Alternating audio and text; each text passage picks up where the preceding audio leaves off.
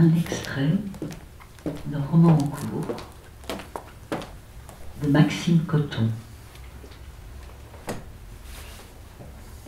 Le nettoyage dura plus d'1 heure, durant laquelle aucun mot ne fut échangé.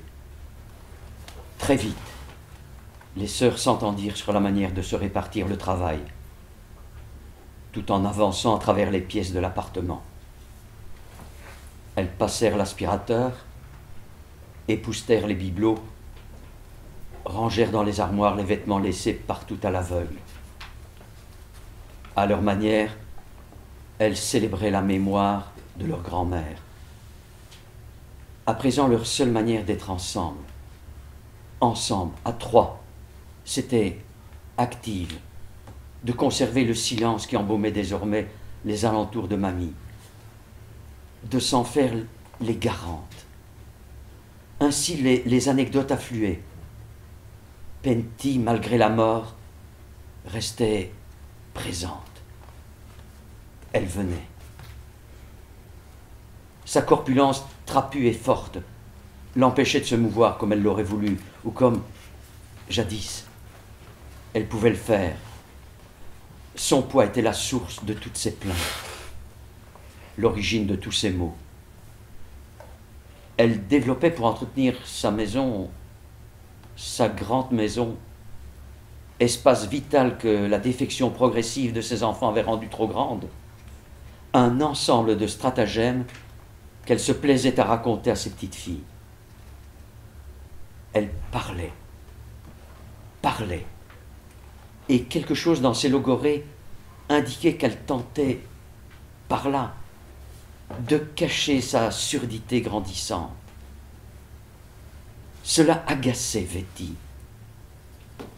Elsa, quant à elle, était plutôt attendrie, bien que les capacités d'écoute de sa grand-mère en étaient, si pas physiologiquement du moins, sensiblement altérées, ce qui, dans les moments de solitude, quand elle cherchait chez Penty un espace de confession, l'attristait.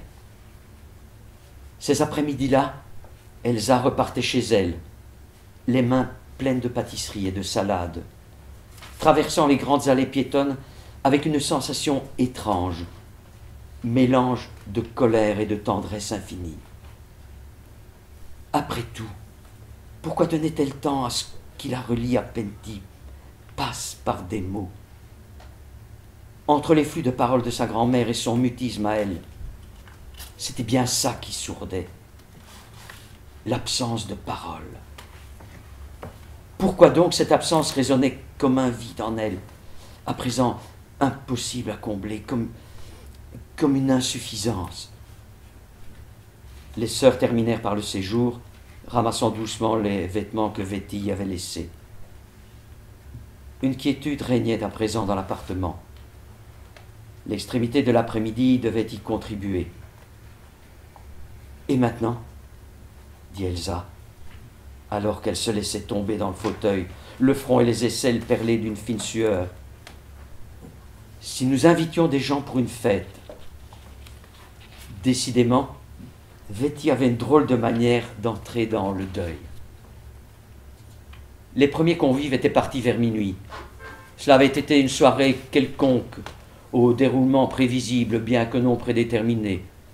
Les amis étaient arrivés au compte-gouttes avec de petits sachets en plastique contenant des bières bon marché, achetées au night shop dans le contrebas de la rue. On avait fumé, on avait ri, parlé des absents, de leurs différentes combinaisons amoureuses. La musique allait fort, le voisin du dessus s'était plaint.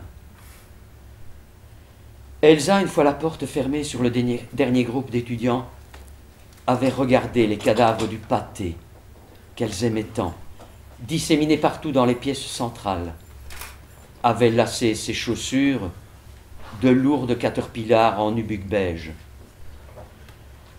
Elle avait besoin d'air. À présent, elle marchait dans la nuit.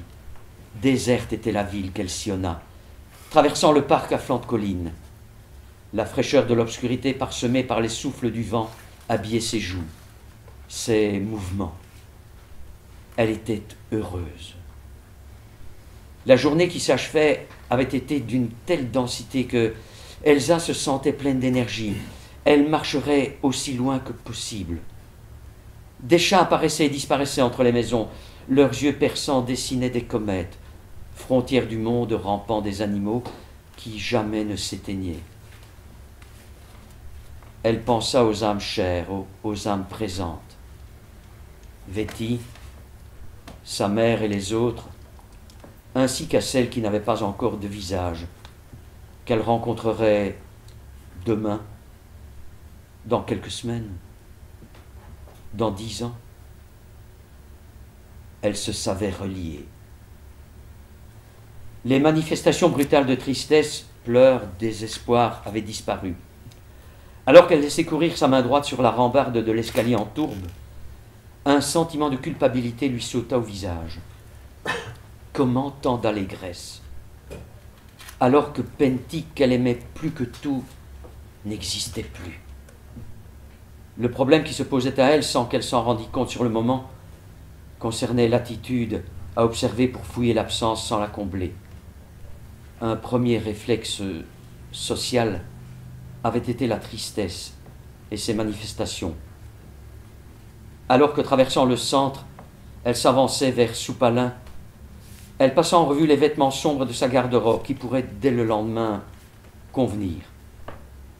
Il fallait savoir faire le deuil plutôt que le reconnaître. Mais à travers la solitude de la nuit, elle était bien décidée à l'apprivoiser, pour elle seule. Dans les rues désertes, personne ne pourrait la dévisager, la pointer du doigt, parce que, manifestement, elle s'avançait avec une certaine allégresse, sautillante, vers les berges du fleuve. Elle comprit alors que l'événement brutal que constituait la mort de sa grand-mère s'était transmué en une injonction tout aussi brutale, impérieuse, de réagir face à cette disparition. Elle dut bien admettre qu'elle en était incapable. Qu'est-ce que la vie pouvait donc bien attendre d'elle pour lui assigner si inopinément une telle fonction? Le long de l'eau, et pour la première fois depuis le coup de fil de ce matin, elle pensa à la chair en décomposition de sa grand-mère. Non dans une dimension abstraite. Qu'est-ce qu'un corps en effet, si ce n'est l'univers des caresses qu'elle connaîtrait bientôt, générique, mais avec force détails malodorants. Par endroits, le cours d'eau était bordé d'herbes hautes, où les chats qui inconsciemment l'avaient guidé jusque-là étaient rejoints par un magma de sons indicibles, presque mécaniques. Les insectes continuellement luttaient contre la vie. Encore quelques mètres, et elle entra dans le quartier de son enfance. Les maisons ici, plus qu'ailleurs, étaient toutes de bois, bariolées, bleues, jaunes, ocre. Elles évoquaient le passé en Elsa, l'idée même du passé par leur charme désuet.